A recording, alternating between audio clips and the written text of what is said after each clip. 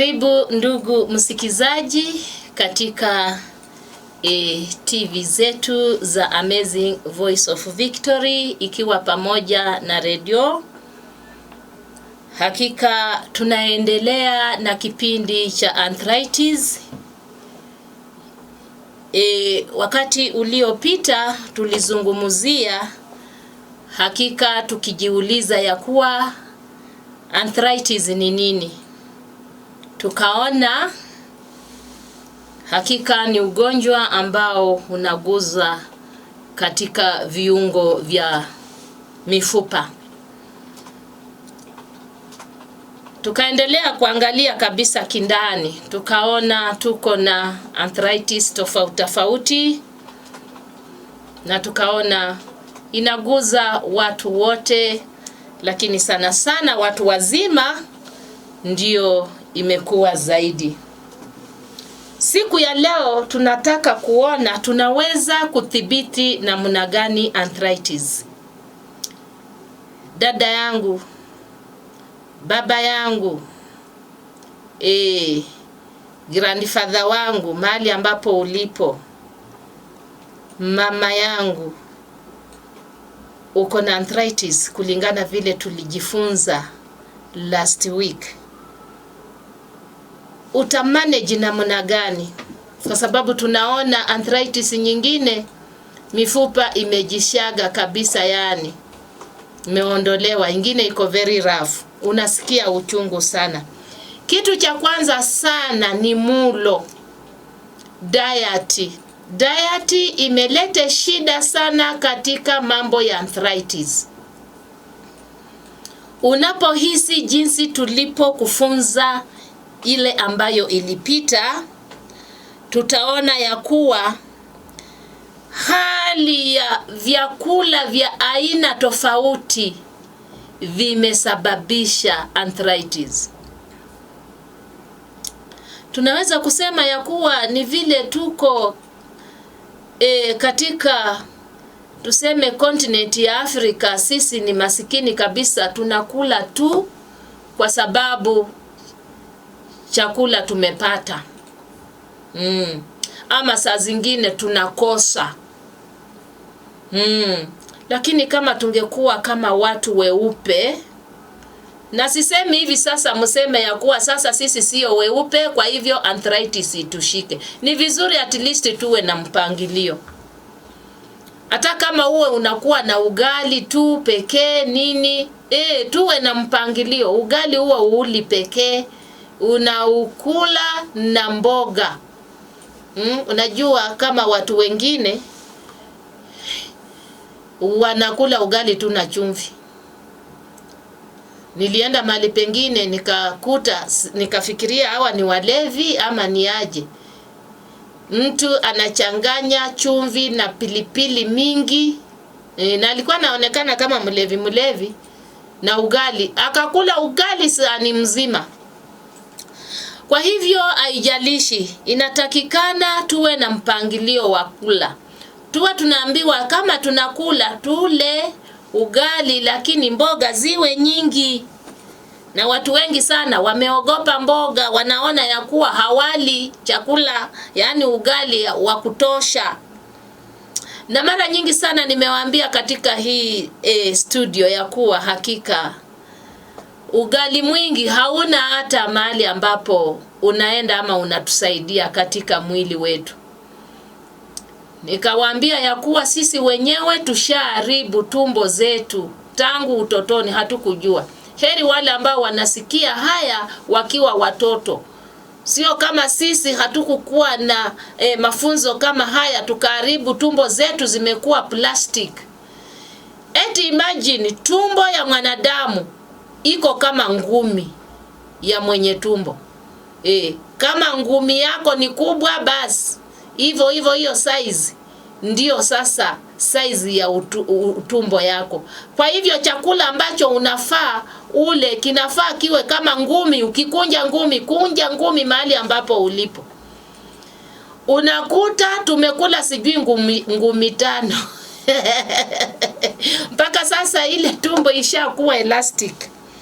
Kwa hivyo tunaambiwa ya kuwa katika wale ambao wamefanya research, utafiti, imesemekana ya kuwa hakika jinsi ya kudhibiti ukiwa na arthritis, tuwe watu ambao hakika wanatumia juisi, vyakula vya juisi ambavyo ni fresh. Mara nyingi ninaposema juisi, wengine sasa wanasema si soda ni juisi, sijui kwencha ni juisi, sijui mango ni juisi, sijui nini juisi. Tupate kujifunza mahali ambapo tuko, mahali ambapo sasa tumefikia wapendwa. Ni vizuri tupate kuwa na kitu kama blender. Ninaweza kuongea hivyo, pengine wengine hawajafikiwa na electricity, lakini bado tunaweza kutumia manual. Tuna ile kinu ambacho hakika utajaribu kufinya upate kupata juice. Ninaona hata kama utapata mango hiyo ikiiva vizuri, ukiifinya vizuri kwa kitambaa, itatoka juice. Kwa nini tunasema juice? Juice iwa inaabsorbiwa haraka sana kwa mwili kuliko ile ambayo tunatafuna, na hiyo itakusaidia iendee zile joints ambazo hakika ni mbaya. Na juice ni kama gani? Unajua sasa ninaendelea kukutibu. Ni vizuri utumie vyakula juisi ambayo hakika ni juisi ya karati, juisi ya juisi ya beets, karati, vitu kama hivyo. Kuna vitu ambavyo tunaita celery, parsley, hautavielewa, lakini ukitufikia tutakutengenezea hiyo juisi na hakika utakuwa salama. Umeona? Alafu ukuwe na vyakula ambavyo vinafanya mifupa iwe ngumu, calcium. Vyakula vya calcium. Tunapata wapi hizi vyakula vya kufanya mifupa iwe ngumu? Ni vyakula ambavyo ni whole grains, vyakula ambavyo ni vya nafaka. Vyakula vya nafaka ni kama sasa huku kwetu Afrika ni wimbi, mtama, na pia tunaona wheat all over, hata katika nchi za dunia yote. Alafu jambo la muhimu sana unapokuwa na arthritis, uachane na mambo ya nyama. All types of meat, stop it. Tunaposema nyama ni nyama, ndugu mpendwa, mama yangu, dada yangu, mahali ambapo ulipo, umeenda kwa hospitali wamekuambia ya kuwa uko na arthritis na unaendelea kula nyama, hakika hata kama utapata juisi za aina gani hautapona hiyo arthritis. Unaweza sasa kuona vile Mungu wetu hakika alitupea chakula ambacho tule ili tupate kuepukana na magonjwa ambayo yanatukujia mbele. Ndiposa ndio tunaona katika Mwanzo 1:29 Mungu akapatia mwanadamu vyakula ambavyo anafaa ale, lakini sisi tulikeuka sheria za Mwenyezi Mungu. Mungu akatupa mboga, Mungu akatupa nafaka, Mungu akatupa yani matunda.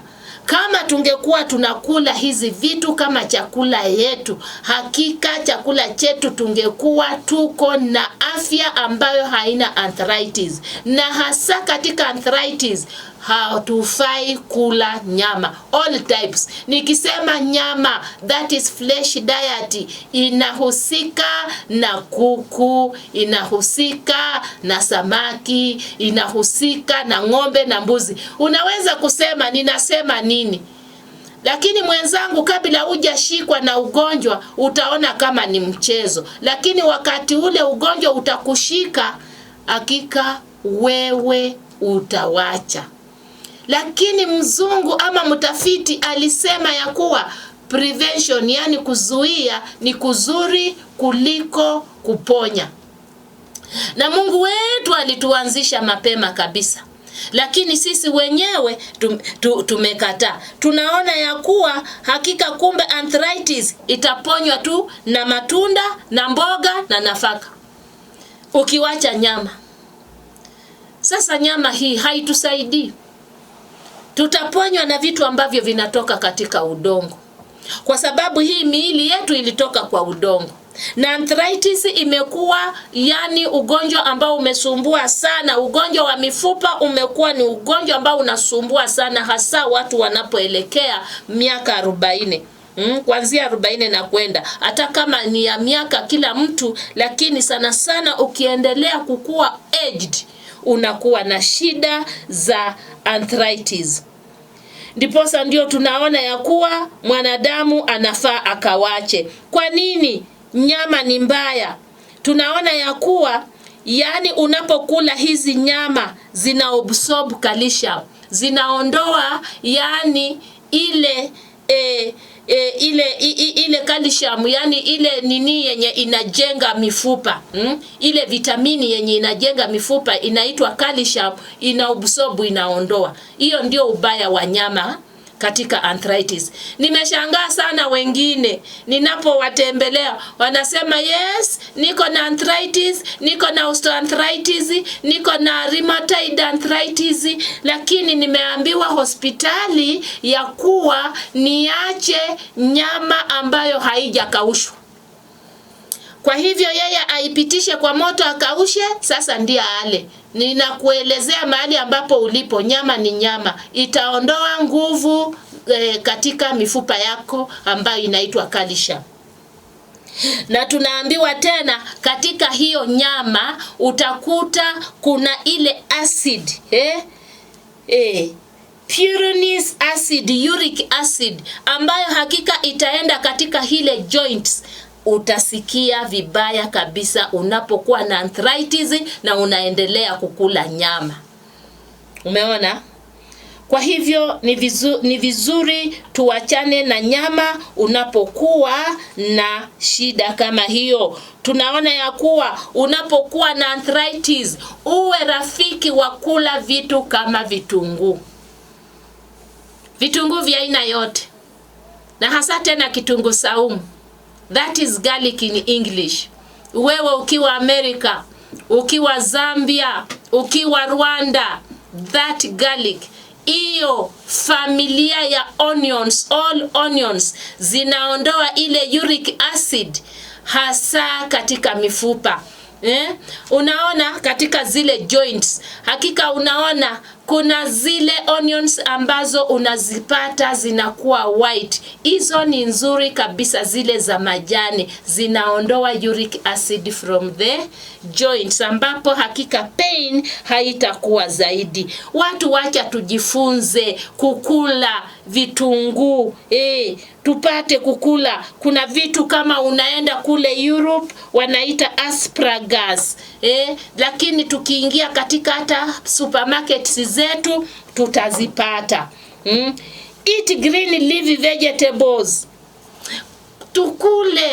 Kula yani mboga kwa wingi ambayo sasa hakika ni ya kijani kibichi mingi kabisa.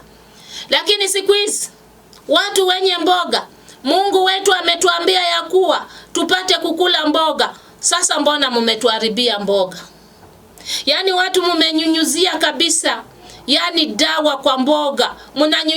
Mnanyunyuzia dawa kwa mboga, baada ya siku 3 4 mnaleta sokoni tunanunua. That is very bad. Kwa sababu pia ile acid tena itaendelea. Ndiposa ndio wapendwa, nimewasihi katika studio hizi ya kuwa siku za mwisho tumeambiwa katika vitabu vya roho ya unabii, kama wewe uko na kijishamba ama unaweza kuchukua magunia, kama huna kijishamba, hata kama umekomboa nyumba, upate kujua kupanda mboga yako katika magunia.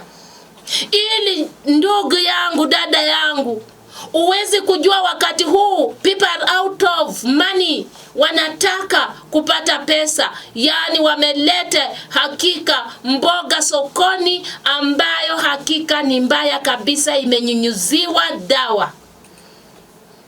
Tumeambiwa kukula mboga, lakini watu wametupoisonia hiyo mboga. Umeona? green leaf vegetables.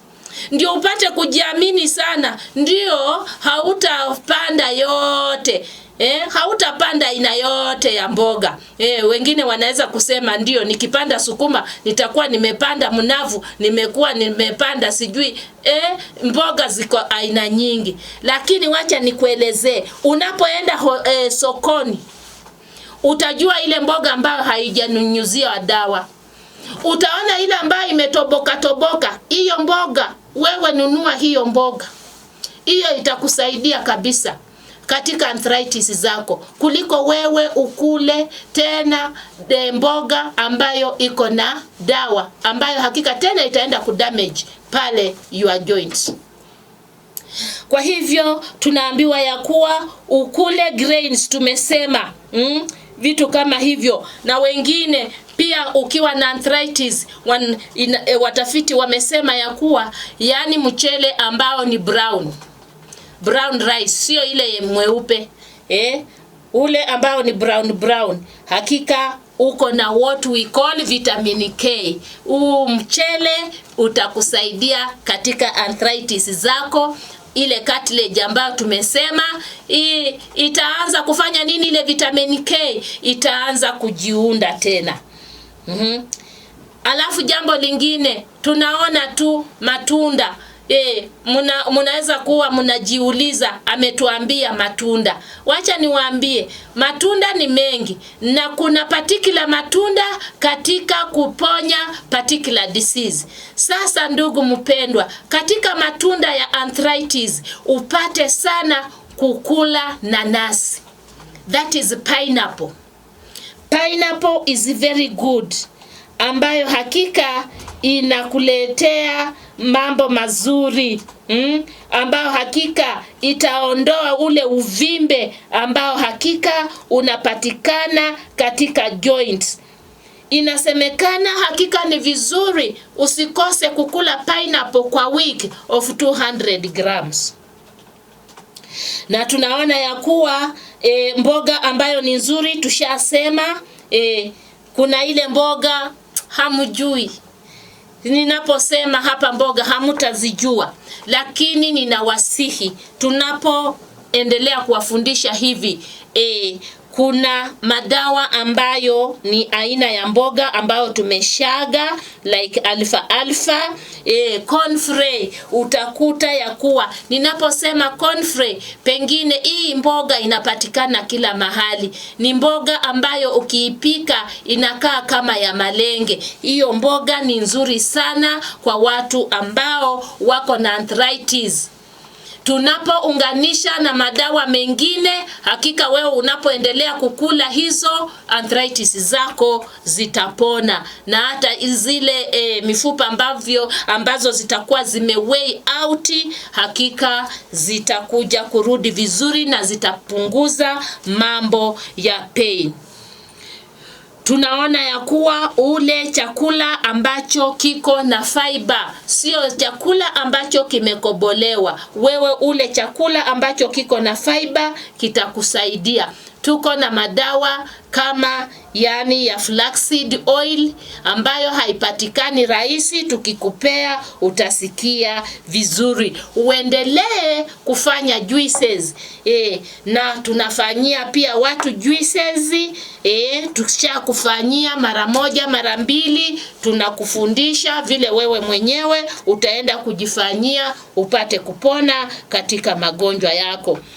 Tumeona ya kuwa pia katika unapokuwa unaendelea na kujitibu ama kujithibiti mambo ya arthritis, tunaona ya kuwa ni vizuri.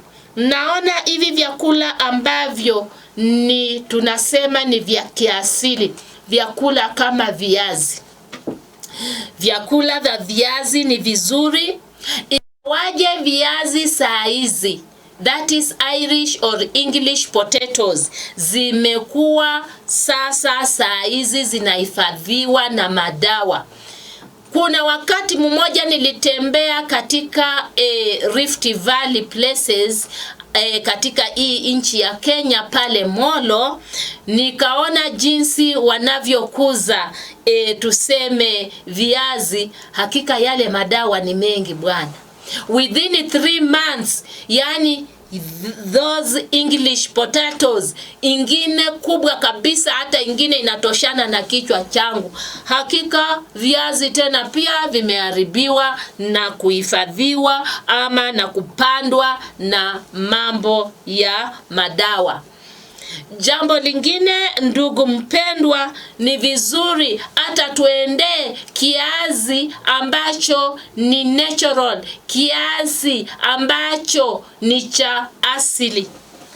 Kiazi ama viazi kama hivi ni vizuri na uchague ile ambayo ni nyeupe.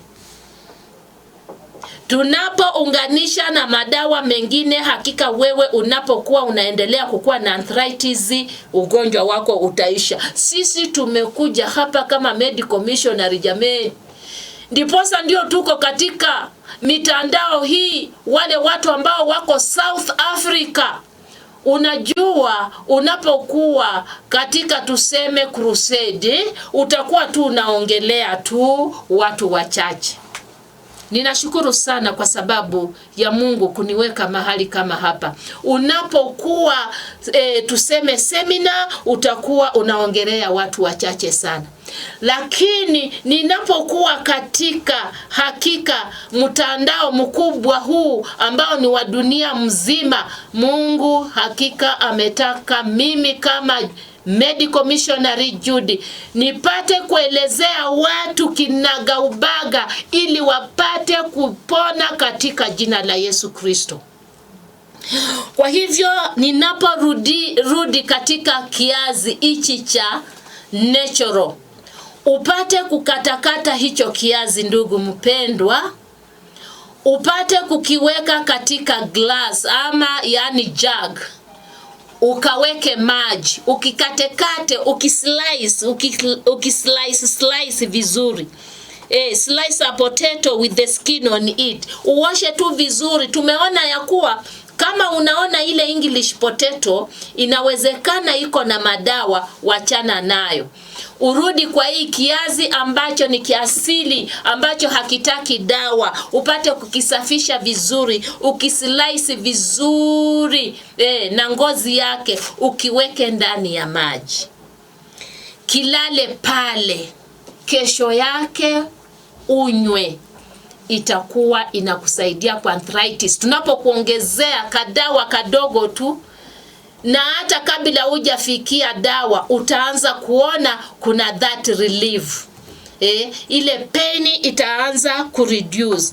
Kwa hivyo ndugu mpendwa, ni vizuri kabisa ushike. Na wengine kisasa wako na blender, chukua hiyo kiazi, upate kuweka maji ya kutosha kama glasi hivi, upate kublend, uwe unakunywa. Ukikunywa hivyo for 2-3 days utakuja kuona. Lakini nakuomba utufuate, namba yangu ya simu iko pale. Hakika arthritis zako tupate kujua ni osteoarthritis ama ni rheumatoid arthritis, utapona. Na unapokuwa na arthritis, ninapomalizia, avoid milk. Wachana na maziwa. Wachana na mambo ya ngano. Saa hizi ninapotembea ndugu mpendwa, na shangaa saa hizi watu wamewacha ngano. Na niliwafundisha katika hizi TV. Yani watafiti wametafiti ya kuwa hakika kuna kile ambacho kinaitwa gluten imekuwa katika ngano kuanzia kwa shamba, na hii sasa ndiyo imeamusha mambo na kansa. Kwa hivyo wheat inapoanzia pale shamba, na unajua kansa ni nini? Ni ile cells kukufa. Kwa hivyo cells zinapokufa utakuwa na ugonjwa ule wowote. Kwa hivyo tuachane, ukiwa na arthritis wachana na ngano, wachana na mayai. Umeona wengine bado wanakula nyama ya nguruwe, wachana na nyama ya nguruwe, wachana na soda. Watu tuachane na soda. Uko na arthritis lakini ndio huyo wewe unataka soda. Alafu sasa uavoid kabisa katika mulo wako usitumie mafuta mengi. tumia tu kidogo. Usitumie pia chumvi nyingi. Unajua chumvi nyingi inafyonza ile calcium. Usitumie tobacco, usitumie majani chai. Jameni, avoid hizi vitu vyote. Hakika Mungu wetu atakuponya. A high protein diet pia usiwe nayo, na tumesema tayari mambo na nyama tuachane nazo. Kuna ile ambayo ni mboga ambayo inakuzwa katika kivuli kama eggplant, hakika tuachane na hizo. Chocolate tuachane navyo. Kwa hivyo ndugu mpendwa, ni asante kabisa. Tunapokuwa katika arthritis, ututafute katika hiyo namba, hakika utakuja kuona unatupata wapi, tupate kukusaidia. Na Mungu wetu akubariki mahali ambapo ulipo. Ni mimi wenyu Dr. Judith Nabwire, a medical missionary. Asante.